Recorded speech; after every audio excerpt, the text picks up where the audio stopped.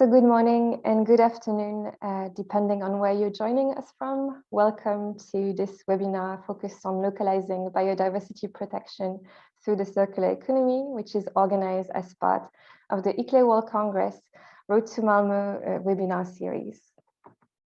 Before we start, I'd like to take you through a few of the usual practical items, technical items that you are probably already very used to. As you can see, you are muted as participant, but you can still participate actively in this webinar by submitting your question to today's presenters and submitting them in the questions box, which you see at the bottom of your control panel. And our speakers will do their best to answer your question during the webinar. The chat box, on the other hand, is only for technical questions, and also watch that space for complementary information and useful links that will be shared by my colleagues. And finally, as you can expect, this event is being recorded and the recording will be shared on the ICLEI World Congress website. This year is a critical year for biodiversity. As you know, the second part of the UN Biodiversity Conference, the CBD COP15, will take place in April-May in China. And as national governments prepare to submit their ambition for biodiversity protection, we as ICLEI believe that local governments have a key role to play in enhancing and expanding and supporting these ambitions, and that the circular economy is a way to make biodiversity protection even more systemic. So that is what we want to explore in today's webinar.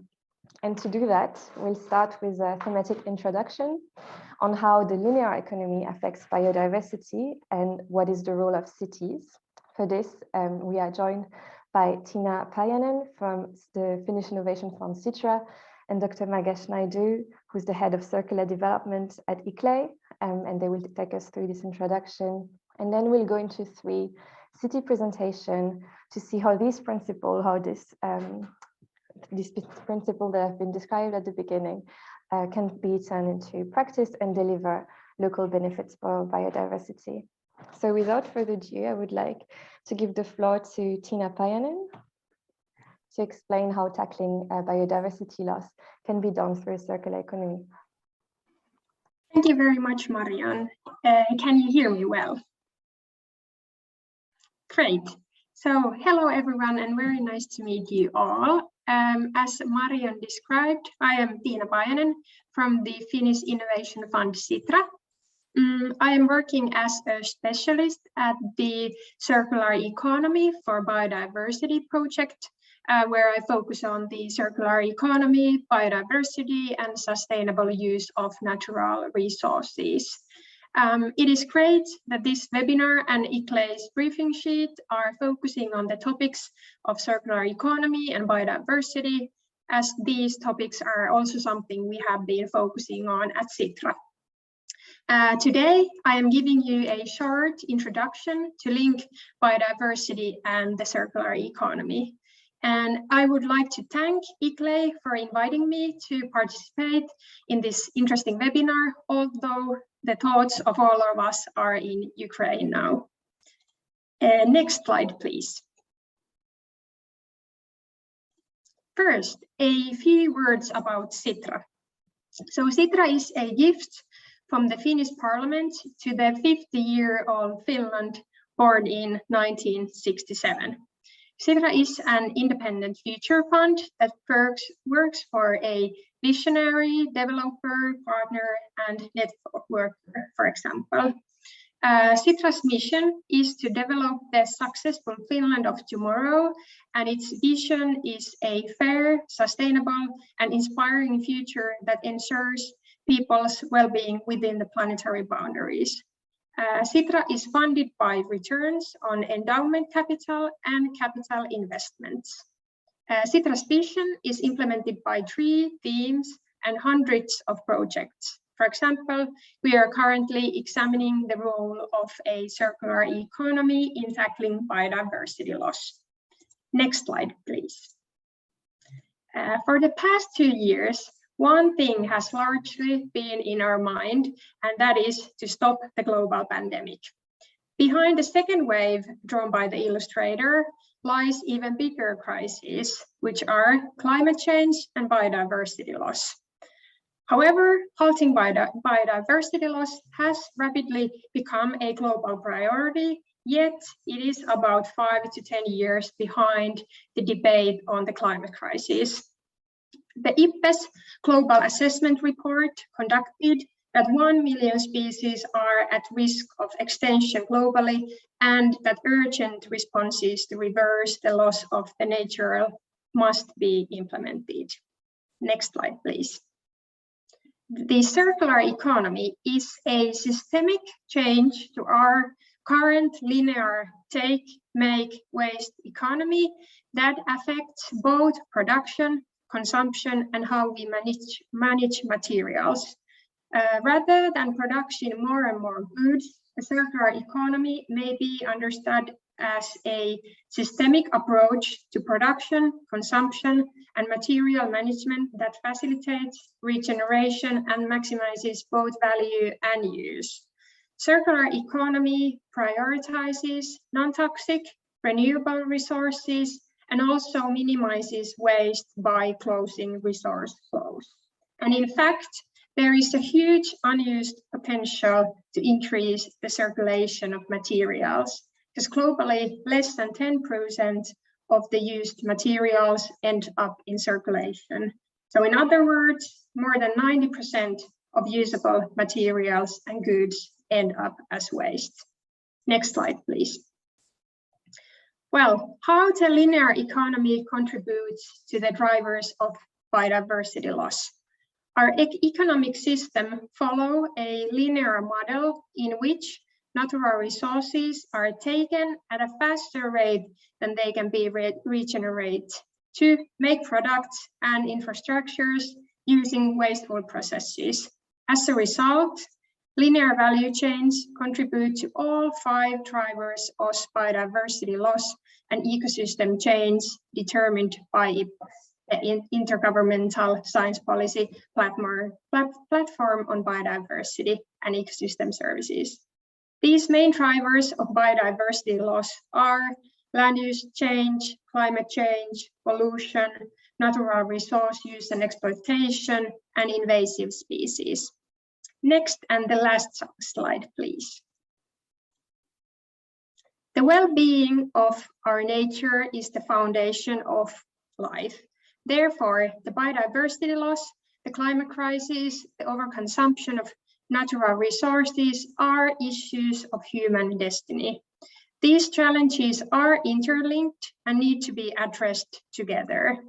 The circular economy aims to tackle the root causes of these crises by reducing the environmental pressures of natural extraction, production, consumption, and waste to benefit habitats, species, and genetic diversity. Thank you so much for listening, and happy to answer any questions on the chat later. Thank you so much, Tina, and thank you for providing the big picture to our webinar. To take it now to the more local level, I would ask Magash Naidu, the Head of Circular Development at the World Secretariat, to tell us a bit more about the role of cities in supporting a circular transition that maximizes biodiversity benefits. Thank you, Marianne. Just want to double check that you can hear me clearly. Fantastic, thank you. Before I start my planned slides, I'd like to reflect for a moment on a theme that came through in Nina's slides. And this is interconnectivity of various facets of the world. For the longest time, the integrated way of the world and resulting complexity has been overlooked. And this was to make processing information, decision-making, and implementation of whatever intervention easier. But these easy approaches are accompanied by a plethora of negative unintended consequences, most of the time. But we have this golden window of opportunity for us to make the necessary changes to our approaches to undo and regenerate the already visible biodiversity loss. But this is only possible through systemic interventions and linkages with thematic areas that are able to achieve multiple synergies, such as with the circular economy. So let's start with the fundamental question. Why biodiversity matters for cities. Maybe we can go on to the next slide, please, Marianne. Isn't this like asking why good health of our bodies matters to us? Well, healthy ecosystems provide vital services, resources, and provide a range of social and economic benefits. Particularly, cities are inextricably linked to biodiversity due to demand of resources, release of pollutants, and generation of waste. Cities are responsible for about 75% of the world's consumption, natural resources. In addition, 90 billion, that's 9 with 10 zeros after it, 90 billion tons of materials are consumed in cities. But it doesn't stop there. At least 50% of global waste can be directly linked to cities. Next slide, please. So what can cities do to steward biodiversity? There are 3 principles that can be adopted. The first, prioritize regenerative resources that protects and restore ecosystems to ensure economic progress results in enhancement of biodiversity. The second, reduce demand of primary resources by utilizing already extracted materials and ensuring they remain in the cycle for as long as possible. And the third, eliminate waste pollution by systemically addressing design and revalorization to ensure waste is minimized and ideally eliminated. It will be tricky, but cities have to embed these 3 approaches into city planning, city processes, and their regulatory environments if we stand a chance of restoring current damage and protecting from future damage. The infographics that we see on this slide is from the Circular Cities Actions Framework and illustrates 5 strategies that cities can adopt in their journey to become circular. The link to this document can be found in the chat box. Next slide, please, Marianne. Thank you. So we should have had a drum roll for this slide, but ladies and gentlemen, I'd like to present our latest publication, the City-Level Circular Economy Interventions to Protect and Enhance Biodiversity. The document provides a range of information from the importance of protecting biodiversity for cities to how the linear economy contributes to biodiversity loss, to how cities can help steward biodiversity, and a range of examples of local government interventions structured along the 5R framework. There's also some interesting information from Turku, who has been undertaking some leading and comprehensive work on this topic. Before I hand back to Marianne, I'd like to acknowledge the Finnish Innovation Fund, Citra, the Turku team, and the ICLI team throughout the world for all the smart work in pulling this publication together. I believe the link has been shared in the chat box. Thank you for your attention, and back to you, Marianne. Right, thanks, Magash. So to give you a little sneak peek into this publication, we wanted to present today 3 examples, 3 best practices from the ICLA network of how circularity principles can be applied at the city level using different levers to trigger biodiversity impacts. To get us started, I would ask Stephanie Chuldice to present how the city of Guelph in Canada put in place a water conservation program using circularity principles.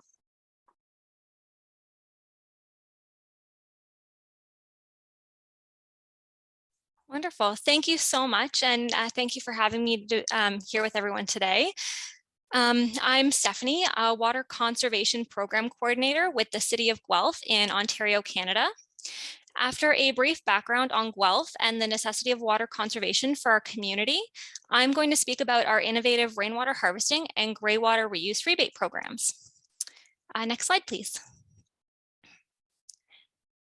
Guelph is a mid-sized city located in southern Ontario, Canada, along the innovation corridor that runs between Toronto and Kitchener-Waterloo.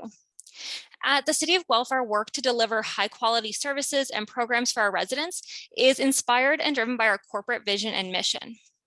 Our vision for Guelph is an inclusive, connected, prosperous city where we look after each other and our environment. Our mission is to work together to deliver responsible and responsive public service to Guelph's growing and diverse community. The city's vision and mission is reflected in and helps direct our corporate strategic plan. Next slide, please. Our strategic plan, Guelph Future Ready, reflects the aspirations of our council, staff, and our community, and will drive us towards a more sustainable future.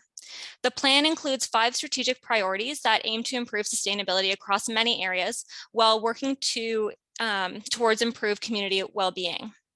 Especially relevant to today's presentation is sustaining our future, by which we will care for the local environment, respond to climate change, and prepare Guelph for a net zero carbon future. The Guelph community cares about the environment, and the city has responded by being a leader in sustainability. This is reflected in our strategic plan, as well as achievements like our award-winning water efficiency and source water protection programs that contribute to a high quality and reliable water supply. Such water protection initiatives are especially important for Guelph because of our dependence on a constrained water supply. Next slide. Guelph is one of Canada's largest groundwater-based communities. Groundwater is water from rain and snowmelt that seeps into the earth through open spaces and cracks in the soil and rock. Groundwater can be found almost everywhere, but it's not usually found in the quantities sufficient to meet municipal water demands. Guelph is uniquely fortunate to be located on top of an extensive, naturally filtered, and well-protected groundwater supply that can meet current water needs. But because it can take a long time for water to filter through the ground, we can actually use the water faster than it's replenished, making our water supply more vulnerable to overuse and drought compared to surface water supplies like lakes. Guelph is also one of the fastest growing cities in Canada. As a designated settlement area within places to grow, the province of Ontario's 30-year growth plan, our city's population is anticipated to increase from 135,000 to almost 170,000 people in the next 10 years. With this community growth comes increases in water demands. Next slide. Our reliance on a finite water supply means that reducing water use by, for example, pursuing lower water using technologies and reusing treated wastewater is viewed as a high priority in Guelph. Both our residents and council are water literate and committed to maintaining a sustainable water supply. This support for water conservation has driven Guelph to actively pursue water efficiency and conservation programs since 1998 and has become a national leader in water efficiency. Next slide. The 2006 and then 2014 water supply master plans evaluated our options for meeting increasing water demand over the next 50 years. Water conservation continues to be recognized as the most readily available and cost-effective source of new water for our community.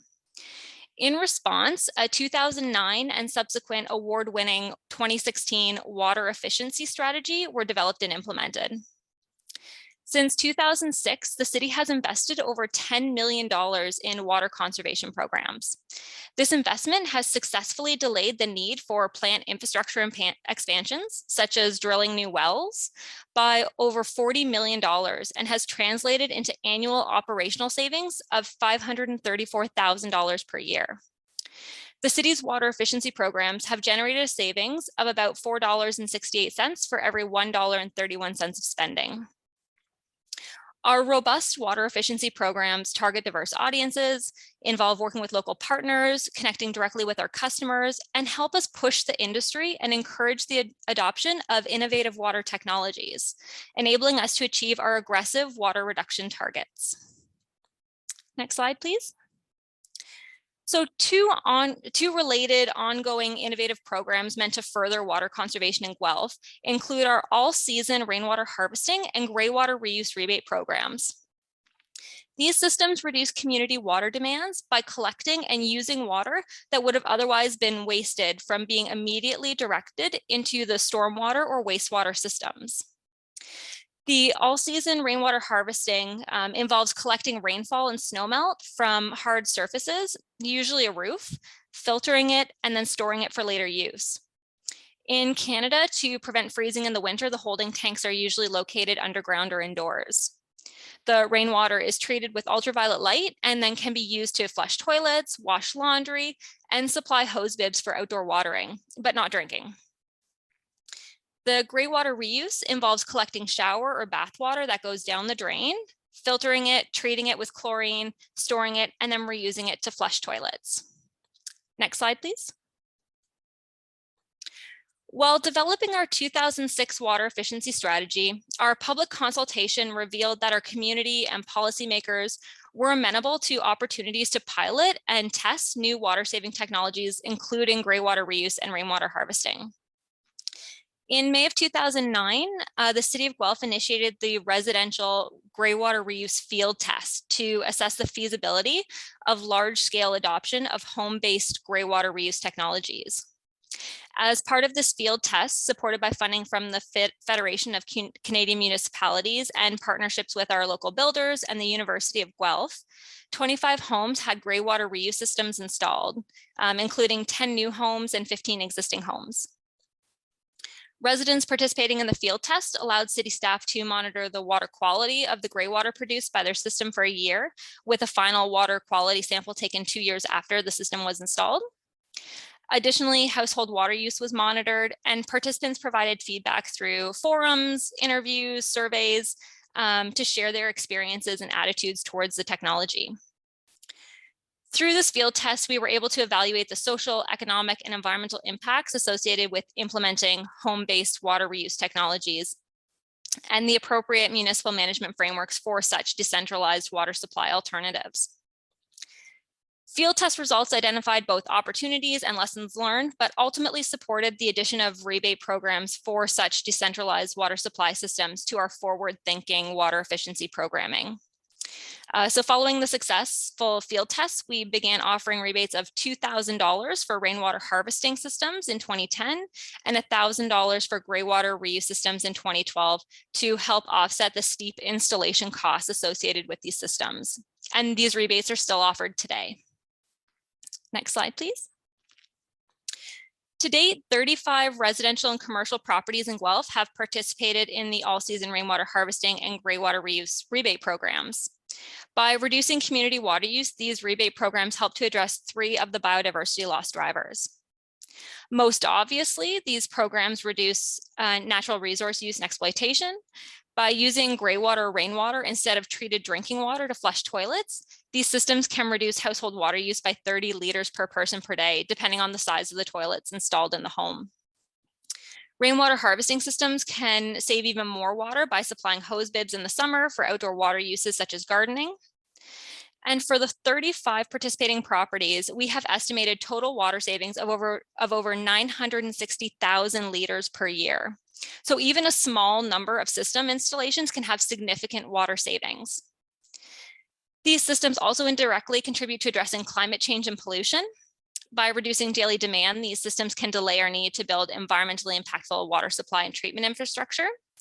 And reducing water use also reduces the energy and chemical needs required to provide water to the community and collect and treat the associated wastewater. We have estimated that the water savings from these systems also have an associated almost half-ton reduction in carbon emissions. Rainwater harvesting systems can also address pollution concerns by reducing urban water runoff and non-source pollutants. Instead of pollution and debris being washed into storm drains and into our lakes and rivers after it rains, it's collected, filtered, and then treated before being used. Rainwater harvesting and greywater reuse technologies reduce environmental impacts and indirectly protect biodiversity while keeping our water and wastewater rates low for our community, protecting our local water supply so we can continue to rely on our high quality groundwater. Next slide, please. So there are 4 key factors that we believe were important to the success of developing these rebate programs. The first is having a city council and staff well-versed in water efficiency from developing and implementing programs since 1998. Meant that we had the background, knowledge, experience, and capacity to take on some more innovative programs. We also have a highly water literate public, meaning that they are highly knowledgeable about our local water supply and they value water conservation. So community programs, outreach campaigns, and public consultation processes heightened awareness and buy-in at the community level. Third, the funding from the Federation of Canadian Municipalities Green Municipal Fund allowed us to actually conduct a full year of testing to determine whether these technologies were worth incentivizing and to understand the opportunities, challenges, and best practices before implementing the rebate programs. And finally, as of 2018, the all-season rainwater harvesting and greywater reuse rebates were actually integrated into our Blue Built Home program. So Blue Built Home is our whole home water efficiency certification and rebate program. So by installing these technologies in the home, in addition to receiving rebates, homeowners can have their house certified by the city as a water saving home that protects our local water supply. Finding ways to integrate our programs was recommended in our 2018 Water Efficiency Public Education and Communication Strategy. Benefits of program integration include reducing administration costs, sharing in program success, opportunities for cross-promotion, improving program cohesion, and strengthening our corporate brand and credibility. Rainwater harvesting and greywater reuse technologies are still relatively new, and they're expensive to install, and they're challenging to source. But through integration with Blue Built Home, we look forward to finding new ways to encourage the use of these emerging technologies that have such great water savings potential, protecting our local water supply, minimizing costs to our community, and reducing our environmental impact, including protecting biodiversity. And that's it. Last slide, please. Thank you very much, and I'm happy to answer any questions you might have in the question and answer box. Great. Thanks so much, Stephanie. It was a pleasure to have your presentation, not only because the rebates program is so ambitious and so innovative in terms of the technologies it uses, but also because it's a very well-documented case in terms of impacts, both for biodiversity, climate, and cost savings for the municipality. So I think it really offers at least a case for implementing circular economy action that deliver biodiversity benefits. Moving on, we're very happy to have Cape Town represented today. Cape Town is internationally recognized for its circular economy endeavors, and I'm really happy to welcome Bogani Mnisi to present today on the city's biodiversity effort and how it links to circularity. Good afternoon, good evening, and good morning. What a pleasure to be here today. Thank you for the opportunity. Yeah, from Cape Town perspective, I'll try to summarize what it's such a long presentation, a lot to share, but I'll just summarize it. You can move on to the next slide. Next slide, please. Thank you very much. So I'll be focusing particularly on the reduce part of circularity. And what that does, in the scheme of things. You'll understand that all of these are interlinked, but particularly focusing on the reduce our strategy. Next slide. So in Cape Town, the challenges that we experience, like many other cities in the world, is population and economic growth, growth in particular consumerism, and also the net growth in the waste generated by public, particularly just about everybody in Cape Town, with landfill sites increasingly being under pressure, and also illegal dumping. It costs a lot of money for people to dump waste, although the city has got a very intensive and well resource waste collection program. But you still find that, especially the building industry, still dump a lot. But I think what's important is realizing that if nothing is done to minimize waste and improve the management of that, there are some dire consequences, and one of which is the environment and health crisis, corresponding impacts on cities' local economy and biodiversity, and the local economy also talking to the tourism industry, where it is documented that a city that isn't really biodiverse, it doesn't really have as much good life as those that are rich in biodiversity. And you understand that Cape Town, it's being a forward thinking, globally competitive city. We wish to strengthen resilience by proactively addressing climate change and sustainable development through circularity. And of course, provision of basic services, particularly to the informal settlements, a challenge which is ongoing, basically, because you find these popping up just about everywhere, and they start causing problem before any services are provided in those areas. Next slide. And we have drafted a to support our programs, we've got various policies. And you see, starting with the very important document, the IDP, and obviously with the various frameworks, both municipal and district special development frameworks, but particularly looking at the draft inclusive growth strategy, the environmental strategy, climate change, and also the integrated waste management policy, the local biodiversity strategy action plan. Why I'm mentioning all of this, because they work in an interlinked way, in an integrated way. But the thread in my presentation is that you need to work in a sort of a systematic system thinking approach, that you can't look at one point without considering another. I won't read the rest. Please move on to the next slide.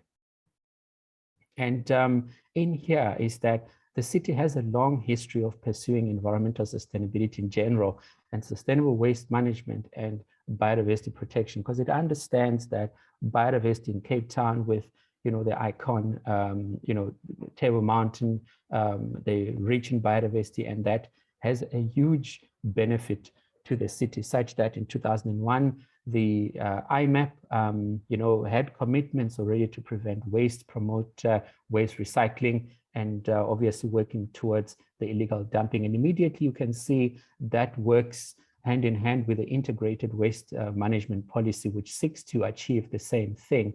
And going in there, what does the integrated waste management plan seeks to achieve? In here, we're providing new infrastructure, separating sources, but particularly it's working with the public and private sector, participation. We can't do this on our own. It's everybody's business to prevent waste in a city like ours.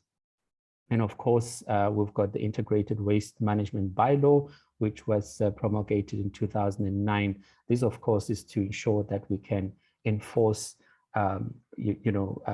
control and compliance where such is broken. Next slide. And, one other thing that the city, does is the Green Procurement Action Plan. Again, I won't go through much of this, but I think what's very important here is considering the life cycle approach, where procurement decisions should consider a whole life cycle of a product or service. But I'll just go straight to the last one, the circular economy, where the procurement decision should ensure products and services take into account the three principles of circularity, which is design, waste, keep products and materials in use. And of course, I see that is hidden right there, but just making sure that the products are kept in use for longer before there's a need for them to be disposed of. Here, next slide. And very important, why is it that all these things have to happen? Cape Town was proclaimed, one of the most biodiversity in the world by United Nations. And of course, one of the global hotspots in the world, with 21 vegetation types. And you can see the number of species there with high level of endemism, some species which only occur in Cape Town, meaning that you can't find them anywhere in South Africa. Cape Town, it's a much smaller city in comparison to South Africa itself, but it contains the highest level of species richness. And of course, having the one Ramsar site, 3 World Heritage Site, as well as 3 Biosphere. And it's the only city that has a national park proclaimed in it. So you've got 3 spheres of government, local government, provincial government, as well as national government working in one city to protect biodiversity. Next slide. And of course, these are the threats, some of which were already mentioned, but I'll just touch on some of them which I haven't mentioned. Things like and exploitation of resources, pollution we've already spoken about, unlawful land occupation, particularly environmental protected areas. We've seen this actually increasing during the hard lockdown and COVID-19. And Of course, the invasive species also threat to biodiversity, but also even to the water sources in Cape Town. Next slide. And what is the city doing then to manage all of these challenges? You've got, the flaring and waste to energy implementation program, looking at waste minimization, recycling projects, but obviously working in partnerships with other, the private sector for the recycling programs and diverting waste from the landfill site.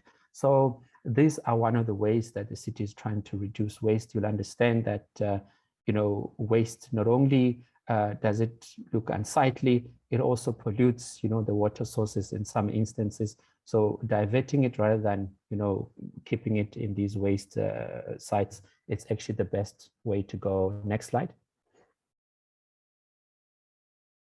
And very important, City of Cape Town, it's one of those that worked with various partners that produced the fine-scale systematic conservation plan for the city, a key informant in the city spatial planning products. This is not a city product, the Biodiversity Network, but it's a product that is recognized by various spheres of government and partners. And it indicates which parcels of land it's critical for biodiversity and needed to be conserved for national targets. To date, we have 65% of the biodiversity network protected and proclaimed under the national legislation, the National Environmental Management Protected Areas Act. And so this is very significant because that is, is protected in biodiversity in perpetuity, rather. Thank you. Next slide. And in my last slide, obviously, the success factors. I could list more of this, but what we've experienced in this is that working in partnership with both government, private sector, and civil society, it's a success factor. I would repeat this over again.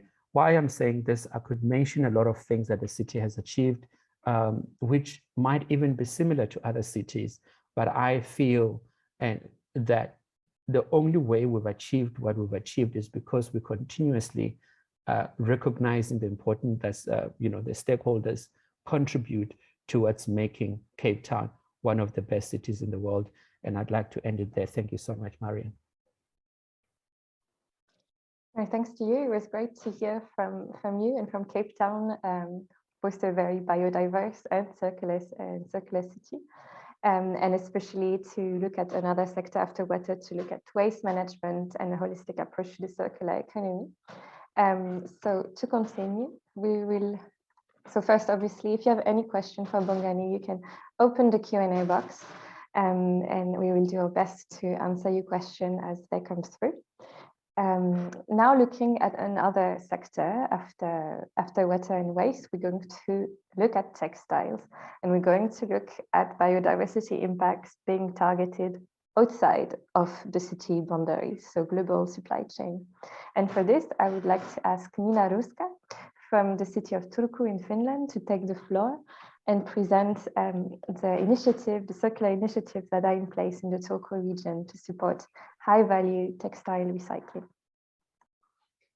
Thank you, Marianne, and thank you, Clay, for inviting us. This is a very interesting meeting. I can see from the previous presentations too that we are on the right topic here.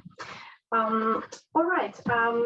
So yes, I'm Nina Ruska from the city of Turku and project manager in Circular Turku project. Marianne, please, the next slide.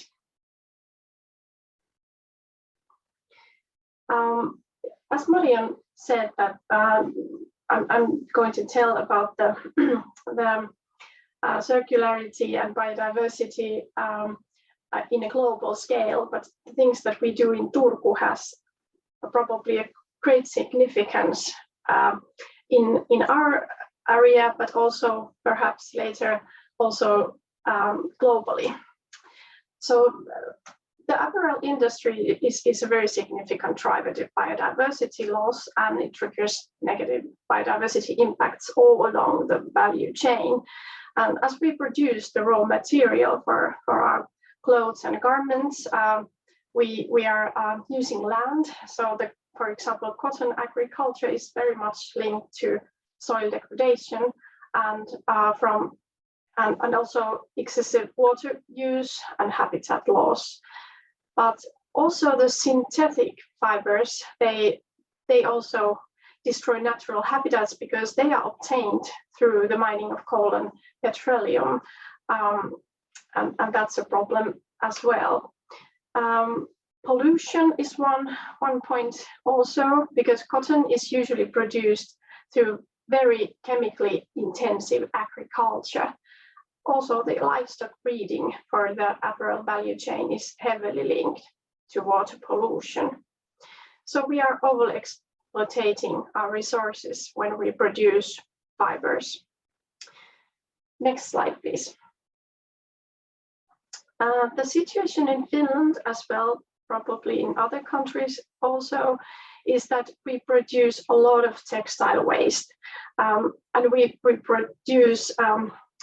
turn our textiles too quickly into a textile waste. That's one problem too. So in Finland, every year we produce about 110 tons of textile waste, which means that in one household, every person produces about 13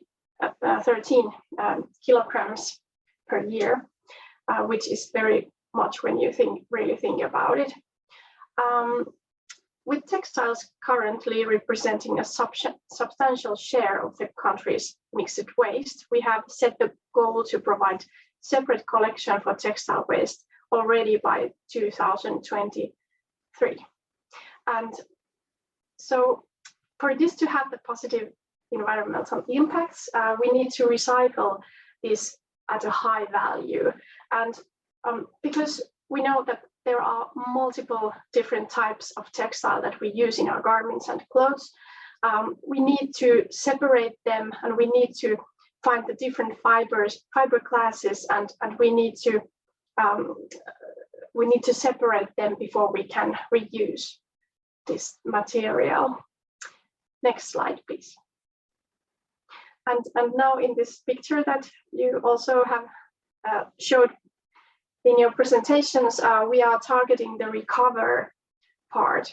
Of course, the garment industry has to take care of all the other R's also, like rethink and regenerate, reduce and reuse, which I mentioned that often we take the textile waste too quickly from our use to as a waste. The next slide, please.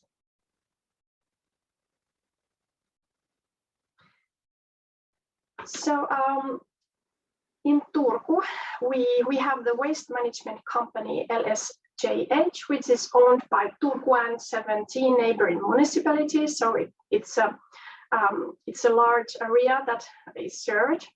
The company has also a very holistic approach to waste management, and it has invested a lot into research and development to increase the value in recycling. And one of the flagship projects is the very successful development of this processing facility, which opens fibers mechanically and with an infrared technology to identify the type of fibers presented in the waste. Because very often it's the case that the textiles are from the mixed source, from the mixed fibers, and very, very often people cut out the instruction, a little note, in the back of your shirts, for example. So it can't be traced from in that kind, and it's anyway more reliable when it's done with this infrared technology and more efficient. So that's how they do it there. And now last year in November, the Nordic country's first industrial scale end-of-life textile refinement plant was opened in Paimio, which is like 30 kilometers from Turku, so quite near, by Rester Oy company.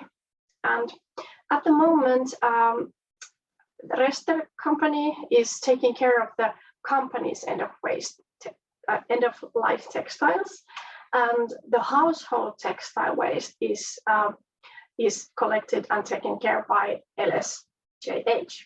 And they have one pilot line in this Paimio's plant now. And the next slide, please. And now, after the pilot has been successfully started, and we get more information how to do the things and how to well, as pilots bring new information on the practicalities, then a full-scale end-of-life textile refinement plant will be opened in Turku, in Topipuisto, and it's due in 2025 latest. And this plant will be able to handle at least 15,000 tons of household waste every year, and all the textile waste from households in the whole country of Finland will be collected and brought here. This is the plant that will take care of everything, but it will not only turn it into, you know, into new yarn or fabric, or, you know, this, I mean, like it will also, in this collection points, we are going to check which material could be reused in some other way. So not everything goes to this end of life treatment. So, for example, in Paimio, they are at the moment creating insulation material, for example, and other technical textiles from the material that is brought there. The objective, anyway, is to create a circular economy business ecosystems that where all sorts of companies which are in need of textile raw materials could settle there and benefit directly from the plant's materials. The next slide.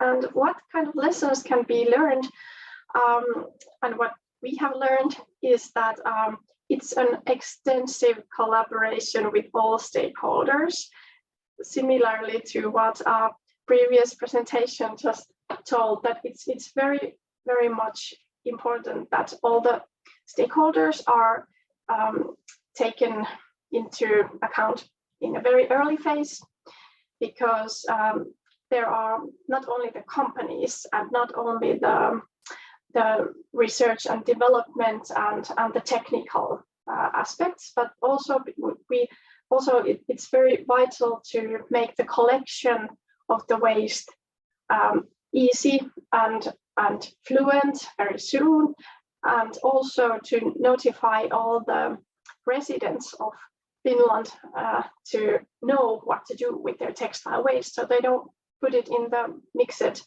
waste bins anymore, but rather to the collection points.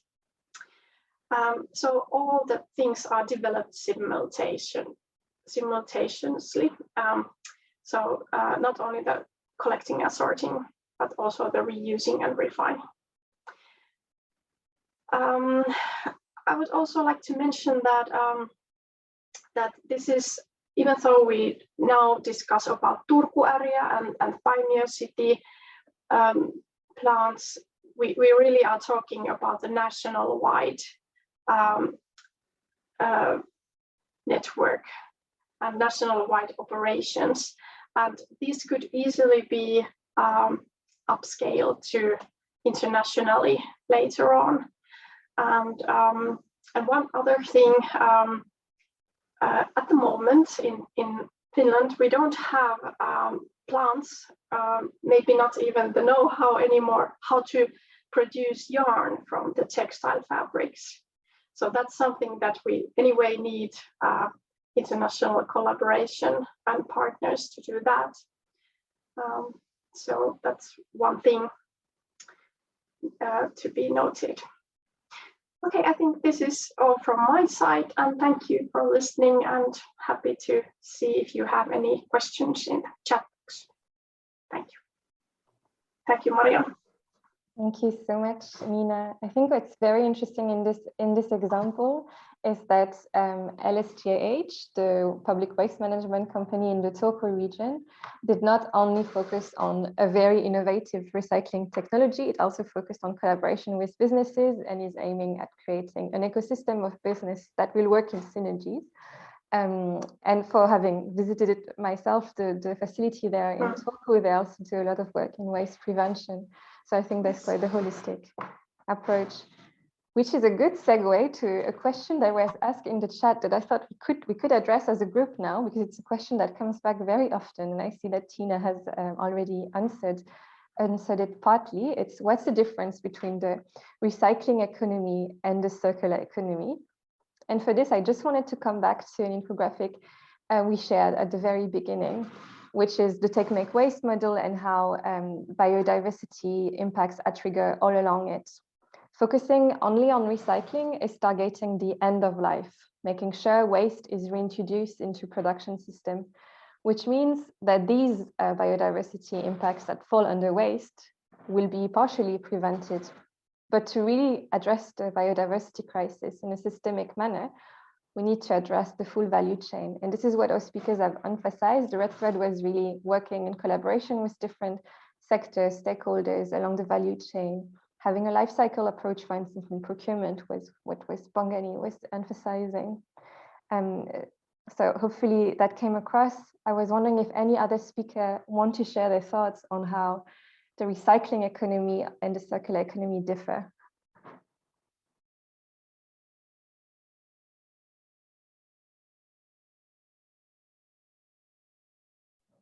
I think you've covered it, Marian Bongani here, because I think the recycling economy focus at the end of the cycle, basically, whereas the circular economy is from the beginning, how you actually identify the resource, how you use it. In other words, you don't buy it with waste in mind, you buy it with a reuse and repurposing throughout the process. You only put it to the end, even with recycling, once there is absolutely nothing else to do with it.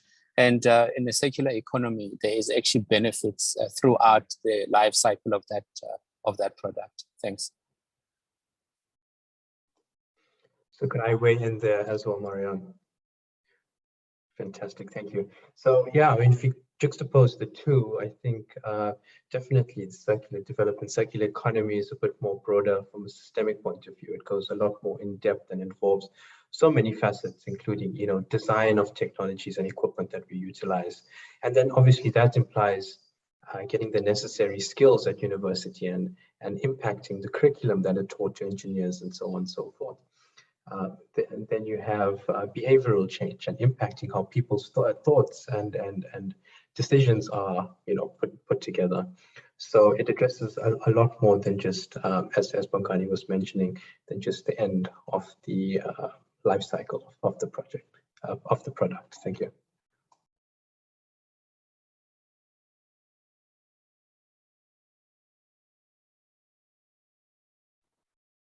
Great, thanks. So I think that's kind of a take-home message, that cities can impact the whole take-make-waste model and deliver ambitious biodiversity impact. Just going to come back to my actual latest slide, if you give me a second. And feel free to continue asking your question in the chat box. We're still answering them.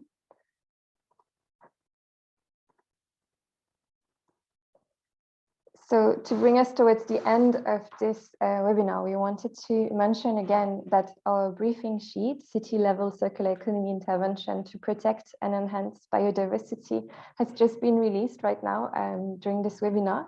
You can find the link to it in the chat.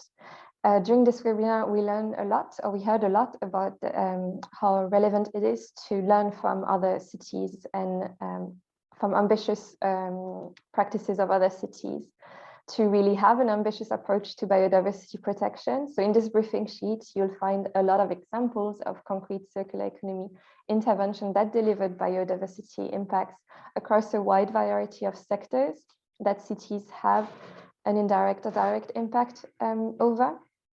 There's also a very interesting holistic example from Turku on a full life cycle water concept. So really from water extraction to nutrients recovery, a full circular economy for water concept that delivered very impressive biodiversity benefits. So you'll find it in the briefing sheet as well. For any more information, you can also reach out to us at circular.development@icle.org and connect to ICLE Circulars. The links are being shared in the chat. If you want to work with us on your circular journey of your city or collaborate with us, we'd love to hear from you. And finally, so this webinar was done in collaboration with the Circular Turku project with support from Citra. So if you want to learn more about Turku's circular economy efforts, you can access the Circular Turku roadmap, which maps Turku's transition steps to a circular city by 2029, 2040, depending on the different targets that are set by the city. So please have a look at this. This is very interesting and impressive. So I believe it's in the chat already.